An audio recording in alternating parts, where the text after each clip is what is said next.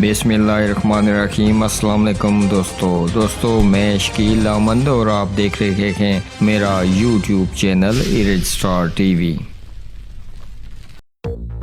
बदबख्त बेटे ने नशे के पैसे न देने पर सोते हुए बाप को फायरिंग करके कत्ल कर दिया। मफरूर मुल्ज़म की गिरफ्तारी ताहाल अमल में नहीं आ सकी। तफसीलात के मुताबिक अल-फलाह थाने के इलाके मिल्लत टाउन मकान नंबर S241 सर्वे नंबर 394 में नशे के आदी बेटे नादिर खान ने अपने सगे बाप 55 साला नासिर खान को सोते हुए फायरिंग करके कत्ल कर दिया और मौका से फरार हो गया। SHO अल-फलाह ने बताया कि मुल्ज़म नादिर नशे का आदी था और वालिद से नशे के लिए पैसे मांगे थे, जिस पर वालिद ने पैसे देने से मना कर दिया था। 2 रोज कबल वालिद और बेटे के दरमियान इसी बात पर झगड़ा भी हुआ था। बकुआ के रोज सोते हुए बाप पर फायरिंग करके उसे कत्ल करने के बाद मुल्ज़म मौका से फरार हो गया। ताहाल मुल्ज़म की गिरफ्तारी अभी तक अमल में नहीं आ सकी। मुल्ज़म की तलाश जारी है। दोस्तों, आप अपनी राय का इजहार इस अफसोसनाक खबर के बारे में नीचे कमेंट बॉक्स में जरूर कीजिएगा